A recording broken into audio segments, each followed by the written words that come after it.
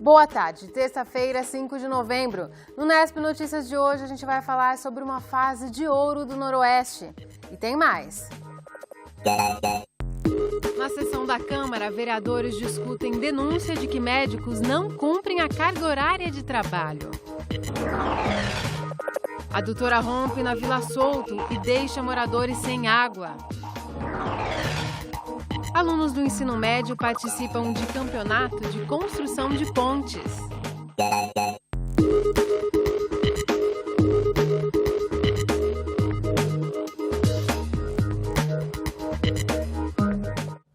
A Prefeitura de Bauru, a FAMESP e o Estado podem pagar multa diária de R$ 100 por paciente que deixar de ser internado. A decisão é do Tribunal de Justiça, que acolheu um recurso do Ministério Público apresentado pelo promotor Fernando Macelli Helene. As partes ainda serão comunicadas da decisão. Procuradas, elas não se manifestaram.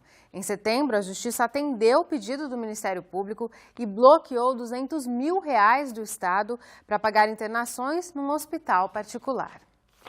Já virou rotina na Câmara de Bauru. Ontem, a saúde dominou os debates na tribuna mais uma vez. O tema principal foi uma denúncia de que os médicos das unidades básicas de saúde não cumprem a carga horária. Numa posição difícil, onde coloca o lugar. Na sessão desta segunda-feira, a tribuna foi tomada pelas críticas aos médicos da rede básica de saúde do município. Alguns vereadores, como Sandro Bussola, se exaltaram e não economizaram nos ataques aos médicos das unidades básicas de saúde. Tem que bater ponto, tem que se cumprir a jornada de trabalho, porque quando não se cumpre a jornada de trabalho, acontece o que acontece no Nova Esperança, acontece o que acontece no Gás e por muitos lugares aí afora. Na última sexta-feira, uma reportagem do Jornal da Cidade denunciou que os médicos da Rede Básica Municipal de Saúde estariam trabalhando apenas 2 das 4 horas diárias exigidas em contrato. De acordo com a categoria, os salários são baixos. Por isso, eles seriam contrários à instalação do controle eletrônico de ponto. No começo deste ano, a Prefeitura implantou o ponto eletrônico nas 7 unidades de urgência e emergência. Agora, esse controle passará a ser feito nas 37 unidades da rede básica, onde trabalham 44 médicos. Porque saúde não é mercadoria. Na tribuna, o vereador Roque Ferreira disse que se a Prefeitura reduzir a jornada dos médicos, deveria estender o mesmo benefício a todos os servidores públicos municipais. O prefeito, como gestor público, tem que tomar as medidas que tem que tomar, tem que exigir que os médicos cumpram o seu horário.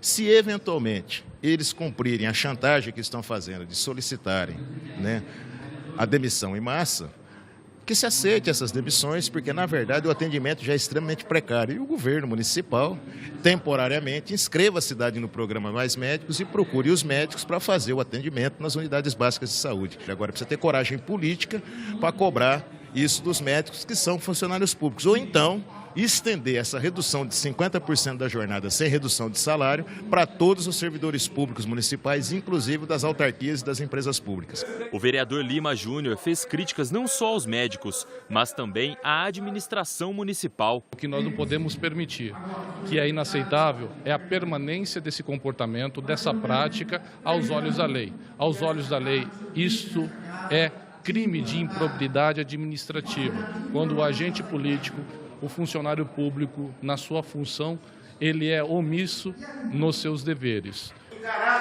A vereadora Thelma Gobi, que é médica, disse que é necessário discutir as condições de trabalho da categoria, mas que, para isso, os médicos precisam primeiro cumprir integralmente a jornada de trabalho. Eu acho que nós temos que cumprir a nossa jornada de trabalho e o cumprimento da nossa jornada de trabalho nos dá direito de reivindicar boas condições de trabalho e o salário digno, que é o que é preconizado pelos sindicatos, pela Federação Nacional de Médicos, pelo projeto de lei que tramita na Câmara dos Deputados Federais. Mas se você tem um contrato, você tem que cumpri-lo.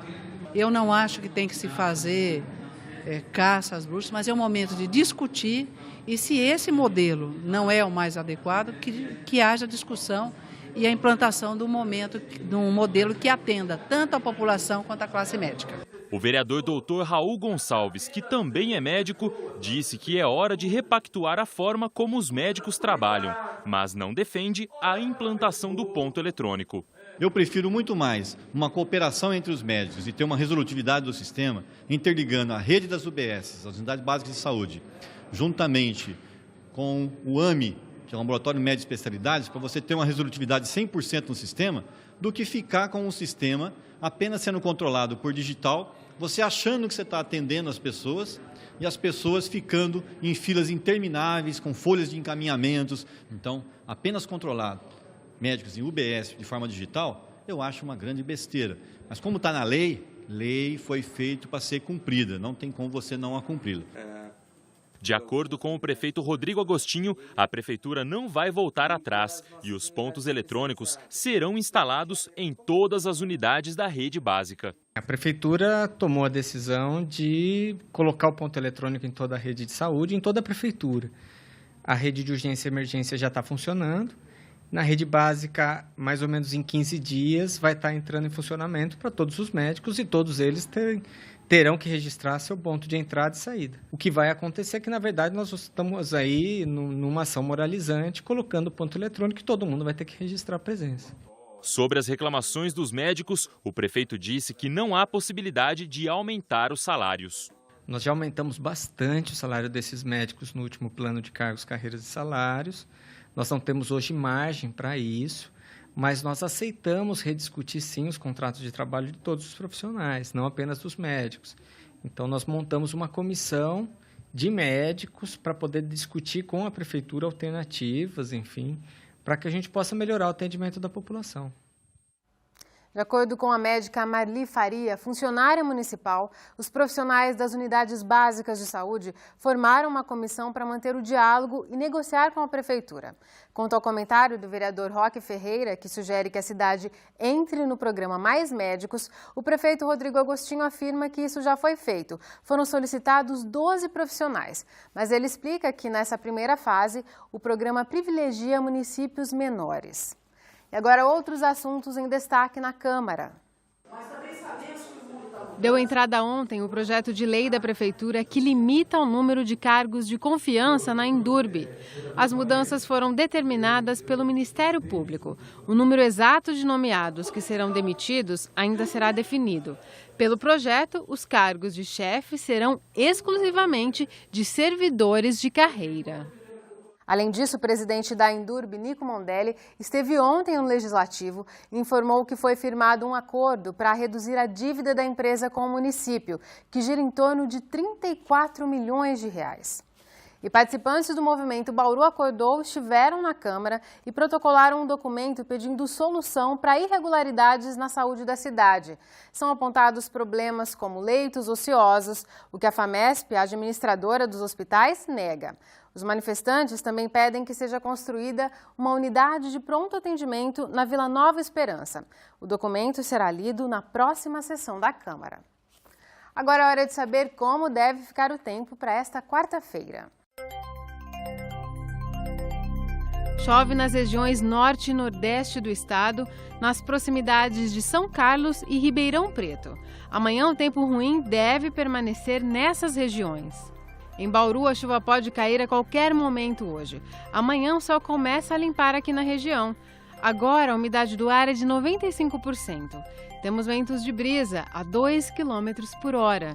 A temperatura mais alta hoje foi de apenas 19 graus. Amanhã deve chegar a 25. Em Piratininga fica em 26 e em Agudos não deve passar dos 24 graus. Uma adutora responsável por abastecer cerca de 10 bairros, como a Vila Souto e a Vila Falcão, rompeu hoje de manhã. Moradores da zona norte e oeste da cidade estão sem água. O trecho da adutora que apresentou problema fica entre as ruas Castro Alves e Saldanha da Gama, na Vila Souto. Funcionários do DAI estão no local para fazer o reparo. As obras devem seguir até o fim do dia e o fornecimento de água só deve ser normalizado amanhã. O DAI recomenda que os moradores das regiões atingidas economizem água. Caso seja necessário, serão disponibilizados caminhões-pipa. A solicitação deve ser feita pelos telefones 0800 77 10 195 ou pelo 3235 6140. A gente vai para um rápido intervalo e ainda hoje. Campeonato de Pontes de Macarrão reúne alunos de ensino médio.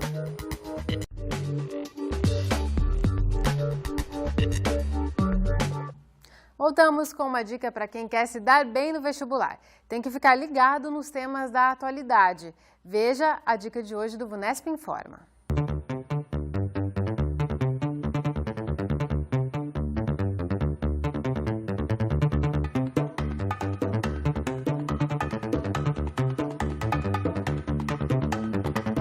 Os principais temas para atualidades, vejo eu o seguinte: agora é o Bloco do Pacífico, Aliança do Pacífico, formada pelo Peru, Colômbia, Chile, México e pela Costa Rica, que está levando esses países a uma prosperidade maior que os outros da América Latina. Outro assunto, por exemplo, a suspensão do Paraguai em relação ao Bloco Mercosul e a Unasul, que é a União das Nações da América do Sul, um bloco político. Isso pode ser tema de redação, por exemplo, a espionagem norte-americana sobre chefes de Estado como a nossa presidenta. Um outro assunto também muito capaz de aparecer, o problema da guerra civil na Síria e os seus desdobramentos. Obviamente, as passeatas que aconteceram aqui no Brasil em junho. Esses assuntos, com certeza, aparecerão nos vestibulares.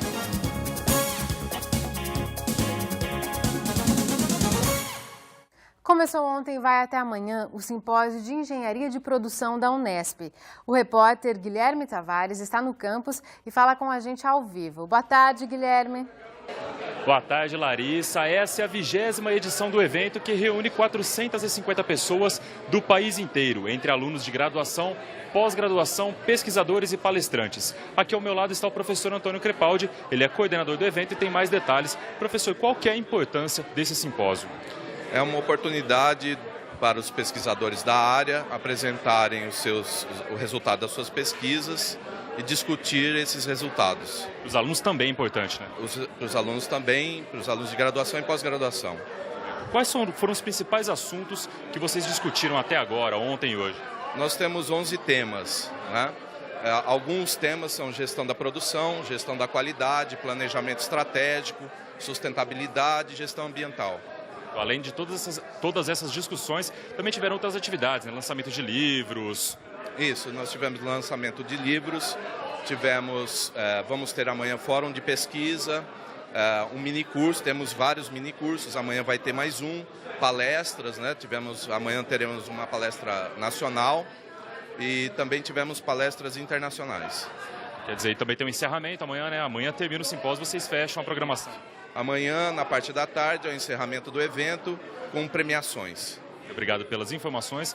A programação completa, então, você encontra no site do evento, que é o simpep.feb.unesp.br. Larissa, voltamos com você aí no estúdio.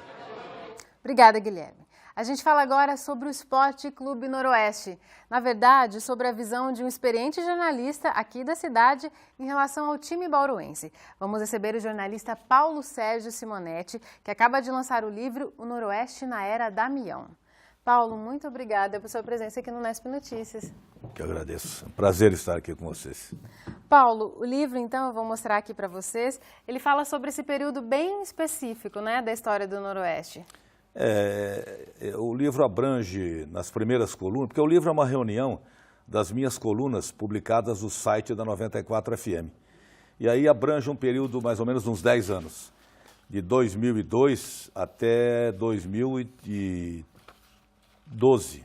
Não sei se pegou, não. Pegou um trechinho em 2013, que convencionamos, digamos assim, chamada Era Damião. E um pouquinho a Era Pré-Damião, que é para o leitor entender a situação que estava o clube quando chegou o empresário Damião Garcia para administrar o Esporte Clube Noroeste. E passando o olho pela história do time, através dos seus textos, dá para a gente relembrar muita coisa, né? Porque são textos publicados ao longo de vários anos, né? São vários textos por ano. E a gente pode relembrar o ápice dessa era Damião, né? A gente pode apontar que seria o quê? 2005, principalmente 2006, né? Os textos, eles obedecem uma ordem cronológica, porque é a ordem que foram escritas, né? Então é uma história contada dia a dia. Não é um trabalho que você começa a escrever e tal. se reportando, não, é coisa do dia a dia. É como quase uma historinha, uma novela em capítulos. Capítulo a capítulo. Exatamente. Embora as colunas sejam autônomas, com início, meio e fim, elas se relacionam e formam o corpo da história. Quanto à pergunta que você fez, nós podemos considerar que essa década administrada pelo Damião Garcia foi não só a salvação do Noroeste naquele momento, que estava correndo o risco de ser desfiliado pela Federação Paulista de Futebol e quem sabe até desaparecer, né, do futebol paulista e brasileiro, mas essa década foi de grandes conquistas. O auge, eu acho que foi em 2006, quando ele ficou em 4º lugar no Campeonato Paulista, sua melhor posição na história da primeira divisão do futebol de São Paulo, da elite do futebol de São Paulo, deixando o Corinthians para trás, inclusive. E foi quando participou pela primeira vez da Copa do Brasil também, né? Foi neste mesmo ano dessa campanha histórica no Paulista, é verdade, né? 2006, 2007 e 2013. São as 3 vezes que ele participou da Copa do Brasil, porque o que dá direito a participar da Copa do Brasil é a sua classificação na competição estadual ou você ser campeão da Copa Paulista. Porque o Noroeste, por incrível que pareça, em 2012, agora mesmo já meio desfigurado, ele foi campeão da Copa Paulista. E naquele ano, no ano anterior, ele tinha ganhado a Copa Paulista. Copa Paulista ele ganhou para disputar 2006, 2007 e 2013. Então ele ganhou sempre nesses anos anteriores, para poder entrar no... E 2006, Paulo, teve também uma perda muito significativa para o time, né? Foi quando morreu o diretor Celso Zinzo, né? Que você chama até no seu livro que você considerava ele a alma do Noroeste. Né? Eu tenho uma coluna que chama Alma e Coração, né? Que o coração é o Damião Garcia, o empresário vencedor, empresário já consagrado, já estabilizado, que de repente se vê bafejado pela emoção de reencontrar o seu time da infância, né, do coração, que é o Esporte Clube Noroeste, e começar um trabalho aqui, e assim ele fez. E quem realmente, digamos assim, estava na vanguarda da cobrança de resultados, na motivação das conquistas, no pega-pega do dia a dia, quer dizer, a pessoa que eu costumo chamar do louco, é aquele que fica totalmente envolvido, né? Ele. Era o Celso. E o seu Damião já era uma pessoa idosa, já com limitações normais, a idade, né, também já meio doente e coisa, meio convalescente. Então o Celso é que dava esse pique. Com o falecimento do Celso, o Damião Garcia ficou meio que enfraquecido desse elemento que fosse a ponta do seu trabalho. E aos poucos foi se desgastando, mas mesmo assim ele foi até 2009 comandando o Esporte Clube Noroeste, às vezes fico, não fico, aquilo dava um clima de insegurança, mas ele conseguiu levar. Depois se afastou, ainda voltou em 2010 para recuperar o time, colocar de novo nos 100 anos do clube, em 2010, na série principal, e depois se despediu definitivamente. E o time segue nesses altos e baixos, agora um grupo de empresários tenta reerguer o time, né? E você é otimista com o futuro do Noroeste, então, né, Paulo? Eu disse para você aqui, antes da gente entrar no ar, que eu sou otimista, sou obrigado a ser. Por quê? Porque um time que durou 103 anos, alguma coisa diferente ele tem. Eu acho que ele vai acabar dando a volta por cima aí e saindo de mais essa situação desconfortável, que com tranquilidade, equilíbrio, porque o que é um ano, que são 2, que são 3, que são 4 anos, 5 na vida de um time centenário. Tá certo. Então não tem importância se ele ficar 2, 3 anos nas divisões inferiores aí, não tem problema. Bom, e quem tiver interesse em comprar o livro do Paulo, toda a renda será revertida, né, Paulo? Para Sorri. Para Sorri, custa R$20. Onde R$20 as pessoas podem comprar? Na Jalovi, do centro e do alto da cidade, e no Empório Cultural da Getúlio Vargas e do Bauru Shopping. Custa R$20. Essas empresas também abriram mão da sua comissão e o dinheiro vai integral para Sorri. Tá ótimo, Paulo. Muito obrigada. Eu que agradeço. No próximo bloco, um campeonato de construção de pontes de macarrão. A gente volta já.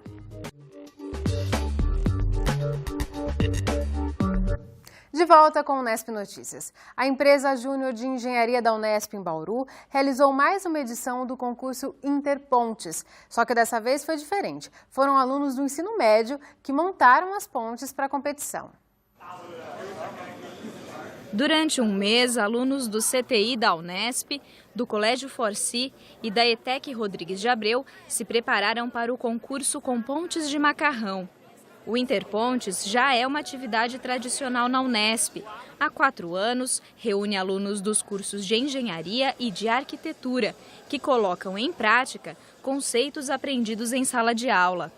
E foi justamente do sucesso da competição entre os universitários que surgiu a ideia de desenvolver a atividade no ensino médio, uma forma de aproximar esses jovens da universidade. Só pelo fato de estar vindo aqui na universidade, de estar entrando em contato com o pessoal da universidade, eles fazem várias perguntas, não só sobre o concurso, mas sobre os cursos, sobre como funciona a universidade. Acho que é um grande estímulo para eles em relação a isso.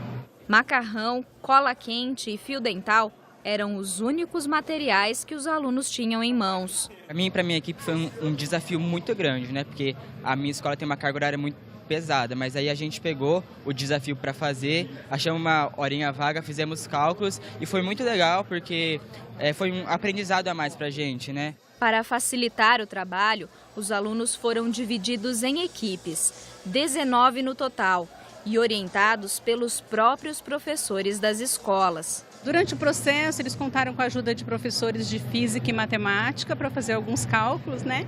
E aí eles montaram as pontes na residência deles mesmos. É uma aplicação daquilo que eles veem no dia a dia em sala de aula.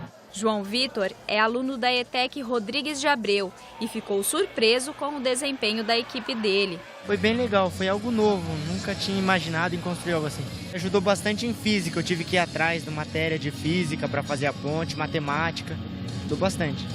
Os pais de João Vitor também aprovaram a iniciativa. Eu gostei porque a interação entre ele e a faculdade foi legal. E o fato dele conhecer um ambiente universitário, acredito que incentive ele a até estudar aqui. Normalmente nessa idade eles começam a fazer e depois vai desistindo. E a ponte requer uma certa paciência, uma certa disciplina. E foi meio complicado, porque ele demorou uma semana para fazer, mas deu tudo certo. Qual que é a sua expectativa? Você acha que a ponte dele está resistente? Eu tenho certeza que sim. Pela semana que ele perdeu aí, eu tenho certeza, ele vai ganhar. A torcida é fundamental, mas para ganhar é preciso passar no teste com as cargas. As pontes são colocadas nessa estrutura de madeira. O teste começa com um peso de 2 quilos. Se a ponte resiste, vão sendo colocados discos de 2 quilos cada. Vence a ponte que resistir à maior carga.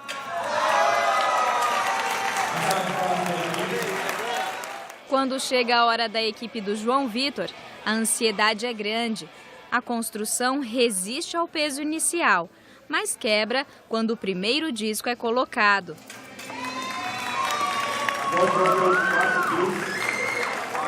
Depois de todo o aprendizado e da interação entre os alunos, vencer se torna só um detalhe. Muito importante o projeto desse pelo trabalho em equipe, onde os alunos precisam trabalhar coletivamente e hoje em dia isso é muito importante. Pensando também no futuro, trabalhar em equipe é algo interessante e que ajuda bastante no amadurecimento deles.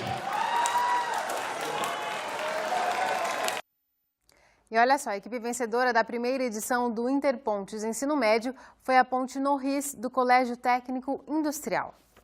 Hoje tem mais uma exibição da Mostra Internacional de Cinema no Sesc. O filme em cartaz é Marina, uma coprodução entre a Itália e a Bélgica.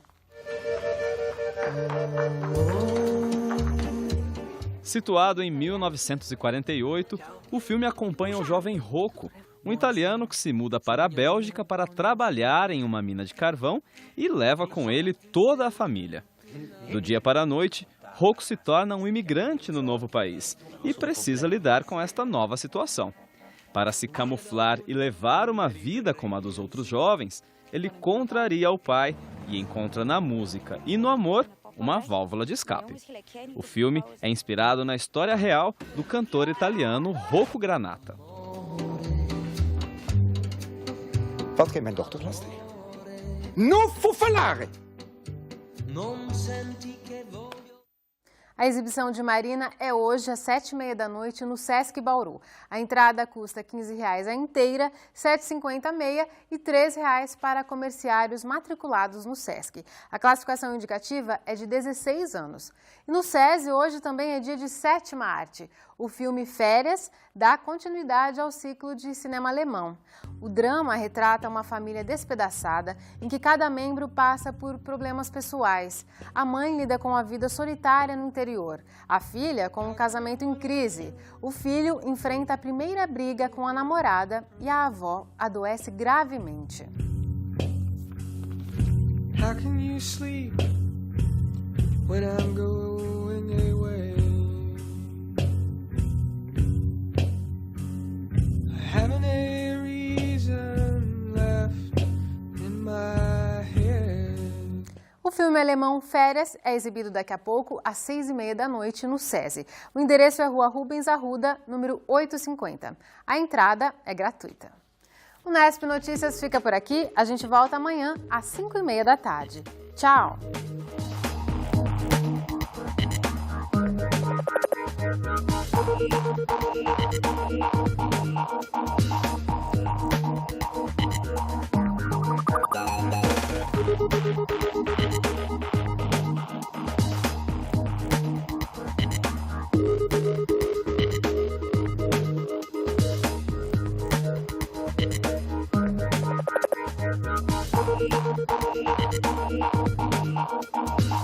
Thank you.